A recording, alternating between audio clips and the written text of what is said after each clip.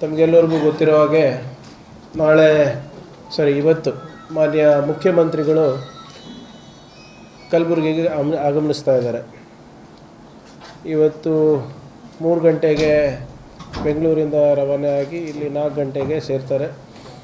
ಮತ್ತು ಅದಾದಮೇಲೆ ಕವಲ್ಗಾ ಕೆ ಗ್ರಾಮ ಅಫ್ಜಲ್ಪುರಿಗೆ ಒಂದು ಖಾಸಗಿ ಕಾರ್ಯಕ್ರಮಕ್ಕೆ ತೆರಳಿ ಮತ್ತು ಇಲ್ಲೇ ಕಲಬುರಗಿಗೆ ರಿಟರ್ನ್ ಆಗಿ ಇಲ್ಲೇ ವಾಸ್ತವ್ಯವನ್ನು ಮಾಡ್ತಾರೆ. ಮತ್ತು ನಾಳೆ ಬೆಳಗ್ಗೆ ನಮ್ಮ ಕಲ್ಯಾಣ ಕರ್ನಾಟಕ ಉತ್ಸವಕ್ಕೆ ಅವರು ಚಾಲನೆ ನೀಡ್ತಾ ಇದ್ದಾರೆ. ಸೊ ಬೆಳಿಗ್ಗೆ 8:20ಕ್ಕೆ ತಿಮ್ಮಾಪುರಿ ಚೌಕ್ ನಮ್ಮ ಸರ್ದಾರ್ ವಲ್ಲಭಾಯ್ ಪಟೇಲ್ ಅವರ ಪುತ್ಥಳಿಗೆ ಪುಷ್ಪಾರ್ಚನೆ ಮಾಡಿ ಹಾರ ಹಾಕಿ ನೇರವಾಗಿ ಪರೇಡ್ ಗ್ರೌಂಡಿಗೆ ಹೋಗ್ತಾರೆ. ಅಲ್ಲಿ ಪರೇಡ್ ವೀಕ್ಷಣೆ ಮಾಡಿ ವಿವಿಧ ಕಾಮಗಾರಿಗಳ ಉದ್ಘಾಟನೆ ಹಾಗೂ ಅಡಿಗಲ್ಲು ಕಲ್ಯಾಣ ಕರ್ನಾಟಕದ KKRDBದು ಮತ್ತು ಸರ್ಕಾರದ್ದು ಬೇರೆ ಬೇರೆ ಯೋಜನೆಗಳಿಗೆ ಚಾಲನೆಯನ್ನು ಕೊಟ್ಟು ಅದಾದಮೇಲೆ 4 ಗಂಟೆಗೆ ಭಾಳ ನಿರೀಕ್ಷಿತವಾದಂಥ ಸಚಿವ ಸಂಪುಟವನ್ನು ಮಾನ್ಯ ಮುಖ್ಯಮಂತ್ರಿಗಳು ಅವರ ಅಧ್ಯಕ್ಷತೆಯಲ್ಲಿ ನಡೆಯಲಿದೆ.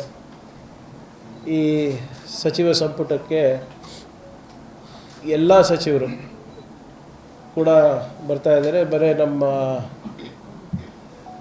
ಉನ್ನತ ಶಿಕ್ಷಣ ಸಚಿವರು ಮಾನ್ಯ ಮುಖ್ಯಮಂತ್ರಿಗಳನ್ನ ಒಂದು ಪರ್ಮಿಷನ್ ತಗೊಂಡು ಅವರು ಗುಜರಾತ್ ಪ್ರವಾಸದಲ್ಲಿದ್ದಾರೆ. ಸೊ ಅವರೊಬ್ಬರು ಬಿಟ್ಟರೆ ಮಿಕ್ಕಿದವರೆಲ್ಲರೂ ಕೂಡ ಇರ್ತಾರೆ. ಮತ್ತು ವಿಶೇಷವಾಗಿ ಉಪಮುಖ್ಯಮಂತ್ರಿಗಳು ಕೂಡ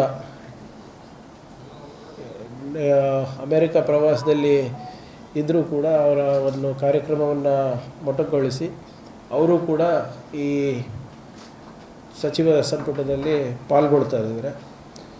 ಸೊ ಎಂದಿನಂತೆ ನಿರೀಕ್ಷೆ ಅಂತೂ ಭಾಳಷ್ಟಿರುತ್ತೆ ಈ ಸಂಪುಟದಿಂದ.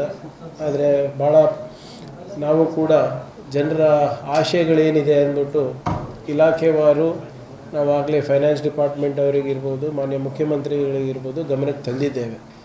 ಆದಷ್ಟು ಸಬ್ಜೆಕ್ಟ್ಗಳು ನಮ್ಮ ಭಾಗದಲ್ಲಿ ಕ್ಲಿಯರ್ ಆಗಬೇಕು ಅಂತ ಕೂಡ ನಮ್ಮದು ಇದೆ. ಆದರೆ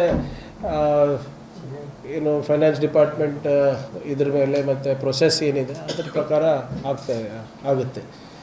ಸೊ ಆಮೇಲೆ ನಾನು ಹೇಳ್ದಂಗೆ ಹೋದ ಬಾರಿನೂ ಕೂಡ ತಮಗೆ ಹೇಳಿದ್ದೆ, ಪ್ರತಿಯೊಂದು ಮತಕ್ಷೇತ್ರದ ಬೇಡಿಕೆಗಳನ್ನು ನಾವು ನೋಡಿದ್ರೆ ಇಡೀ ಕರ್ನಾಟಕದ ಬಜೆಟ್ ದುಪ್ಪಟ್ಟು ಬೇಕಾಗ್ತದೆ ನಮ್ಮೆಲ್ಲರ ಕ್ಷೇತ್ರಗಳನ್ನು ಇದು ಮಾಡಲಿಕ್ಕೆ. ಸೊ ಆದ್ದರಿಂದ ಮ್ಯಾಕ್ರೋ ಲೆವೆಲ್ನಲ್ಲಿ ಏನೇನು ಮಾಡ್ಬೋದು ಮತ್ತು KKRDB ಮತ್ತು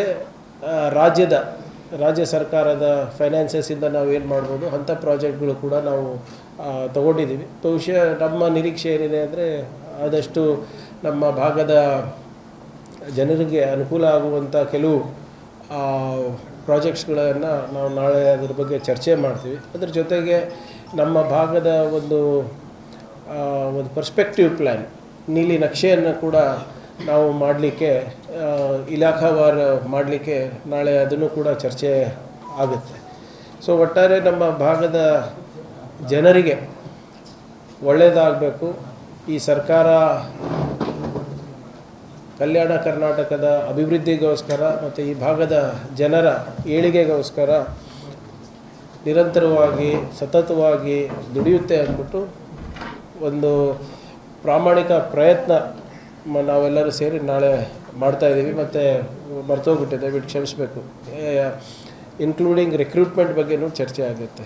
ಏನು ಖಾಲಿ ಹುದ್ದೆಗಳ ಇದು ಇದೆ, ಆಗಲೇ ನಮ್ಮ ಕ್ಯಾಬಿನೆಟ್ ಸಬ್ ಕಮಿಟಿಯಿಂದನೂ ಕೂಡ ನಾವು ಒಂದು ಮನವಿ ಮಾನ್ಯ ಮುಖ್ಯಮಂತ್ರಿಗಳಿಗೆ ಮಾಡಿಕೊಂಡಿದ್ದೀವಿ. ಅದನ್ನು ಕೂಡ ಒಂದು ಇಂಪಾರ್ಟೆಂಟ್ ಸಬ್ಜೆಕ್ಟ್ ನಮ್ಮ ಭಾಗದ ಜನರಿಗೆ ಹೇಗೆ ನಾವು ಒಂದು ಸ್ಪಷ್ಟವಾದಂಥ ಸಂದೇಶವನ್ನು ಕೊಡ್ಬೋದು ಅದನ್ನು ಕೂಡ ಚರ್ಚೆ ಆಗಲಿದೆ.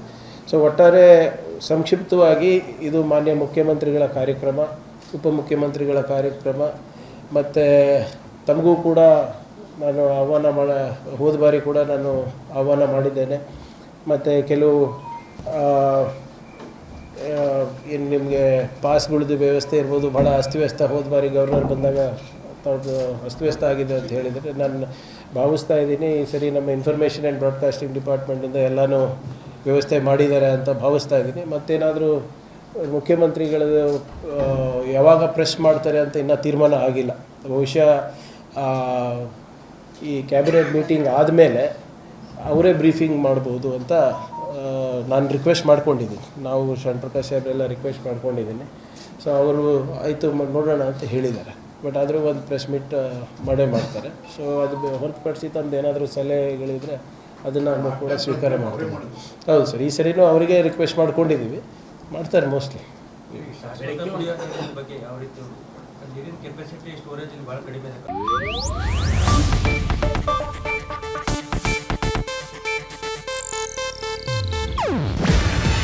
ಇದು ಏಷ್ಯಾನೆಟ್ ನ್ಯೂಸ್ ನೆಟ್ವರ್ಕ್ ಪ್ರಸ್ತುತಿ. ನೀವು ನೋಡ್ತಿದ್ದೀರಾ ಏಷ್ಯಾನೆಟ್ ಸುವರ್ಣ ನ್ಯೂಸ್.